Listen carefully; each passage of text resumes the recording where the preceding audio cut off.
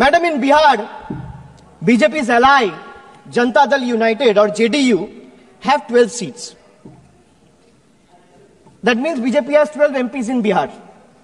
And in Bengal, BJP has 12 MPs. BJP is in power in Bihar and BJP is not in power in Bengal. So Bihar gets bonanza, Bengal gets blockade. This is half federalism.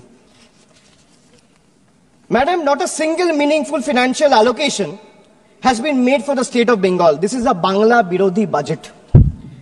1.7 lakh crore is still due to the state of West Bengal under various heads. This is a deliberate financial blockade, a calculated move to stifle Bengal's growth, prosperity and development. West Bengal's spending due on Manrega to the tune of 7,000 crore still remains unpaid, depriving 59 lakh poor workers. The state has launched Karmashri scheme for providing employment opportunities to job card holders, paying 51 lakh workers from its own funds. The central government has not cleared 8,140 crores in housing dues for rural Bengal under Pradhan Mantri Awas Yojana, depriving 12 lakh beneficiaries. The state government launched the Banglar Bari project last year in the month of December, providing housing to 12 lakh beneficiaries entirely from the state's own funds. Why am I giving you these facts? Because all of you, especially the members sitting in the treasury benches, must know, even though you have deprived West Bengal, the state continues to stand tall as a true testament, an example of Atma Nirbharata, where the mind is without fear, where the head is held high. Chitto jeta bhoy shunno, uchcho jeta shir. While the center withhold funds and play politics with the people of Bengal and their livelihoods, Bengal refuses to beg. We build, we provide, we progress, we grow with or without their support. Bengal has more than doubled its export in the last 10 years. 57 lakh new MSMEs have been added, employing over 1 crore people. Bengal's handloom industry employs over 5 lakh workers, which is the second highest in the country. The state's broadband policy, formulated in 2020, resulted in investment of 7,500 crore in the telecom sector alone. Almost 3 lakh direct employment has been generated in IT companies. Bengal has over 88 lakh MSMEs, which is the second highest in the country. 1 out of 5 MSME are owned by women, which is highest in the country.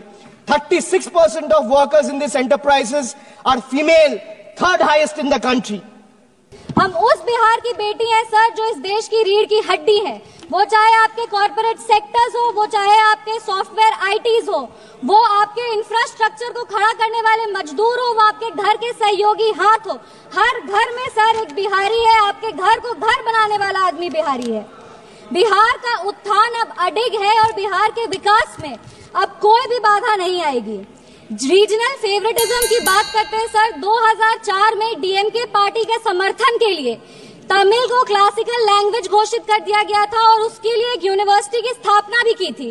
तब बिहार वासी को और बिहारियों को कोई दिक्कत नहीं था, पर आज जब बिहार को ज्यादा मिल रहा है तो विपक्ष को इतनी तकलीफ क्यों हो रही है? बिहार में आज जीडीपी का मतलब है ग्रॉस डोमेस्टिक प्रोडक्ट, बट जब विपक्ष की सरकार थी तो बिहार में जीडीपी का मतलब था गुंडागर्दी, डकैती और पॉवर्टी। हम बिहार में जमीनी स्तर पे काम करते हैं, इन लोगों ने बिहार में जमीन हड़पने के लिए काम किया है। हम दोनों में बस यही अंतर है।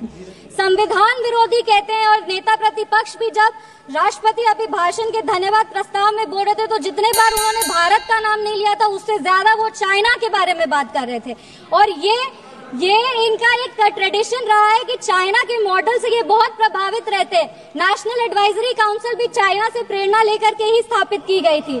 हम राहुल गांधी जी को बस यही कहना चाहेंगे, राहुल गांधी जी, ज्यादा चीनी देश के लिए और सेहत के लिए, दोनों के लिए हानिकारक है। इंडिया अलायंस को देखते हैं सर तो एक गाना याद आता है, इंडिया अलायंस को देखते हैं तो एक गाना याद आता है, देख जमाने की यारी बिछड़े सभी बारी बारी। और और Bihar election will be the last nail in India alliances coffin. इसके बाद इंडिया अलायंस वैसे ही इस धरती पर से विलुप्त हो जाएगा जैसे किसी समय में डायनासोर हुए थे। अगर हम बजट की बात करें तो वित्त मंत्री जी ने 50 लाख करोड़ का बजट दिया है, जिसमें 11,21,000 जो है वो कैपिटल एक्सपेंडिचर है। ये हमारे देश के निर्माण में एक अहम भूमिका निभाएगी। वित्त मंत्री जी ने अपनी भाषण की शुरुआत ही सरकार के एफर्ट्स को रेखांकित करते हुए कहा कि इस बजट का फोकस्ड ग्रोथ पे है, इंक्लूसिव डेवलपमेंट पे है, प्राइवेट सेक्टर इन्वेस्टमेंट पे है और enhancing spending power of India's riding middle class पे है। ये बजट एक गाइडिंग फोर्स के रूप में अपने आप को स्थापित करेगा और ये इस बजट का ही परिणाम है कि इतने ग्लोबल अनसर्टेनिटीज के बावजूद भी हमारा देश एक फास्टेस्ट ग्रोइंग इकोनॉमी है। Sir, I am the only speaker from my party. मेरे को अपनी बात पूरी करने का पर्याप्त समय मिलना चाहिए।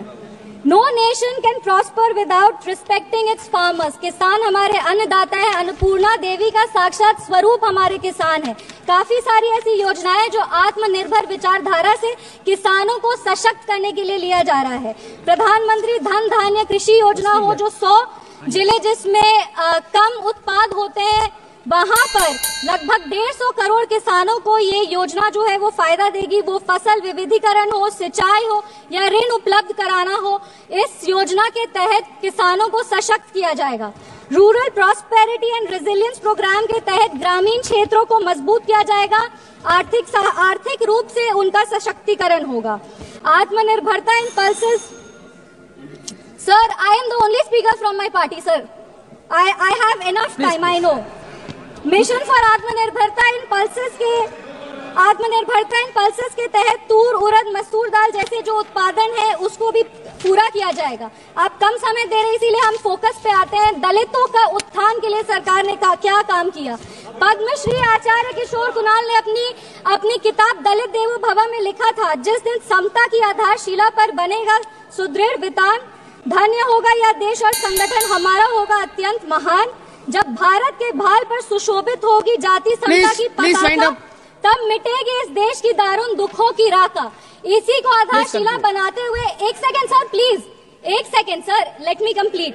इसी को अपनी आधारशिला बनाते हुए दलितों के लिए बहुत काम हुआ। उसके कुछ आंकड़े हैं जो हम पेश करना चाहेंगे। महिलाओं को जो महिलाएं अनुसूचित जाति जनजाति से आती है, उनको पहली बार ऐसी 5 लाख फर्स्ट टाइम एंटरप्रेन्योर्स होंगे जिनको 5 साल में 2 करोड़ की राशि दी जाएगी। दलितों के लिए दलित जो बच्चे हैं जो पढ़ाई कर रहे हैं उनके लिए पोस्ट मैट्रिक स्कॉलरशिप प्रोग्राम है और प्री मैट्रिक स्कॉलरशिप प्रोग्राम है। Thank you. Please conclude. Give me 5 minutes, sir. Please let me complete. It is not possible. 10 parties. Please, madam.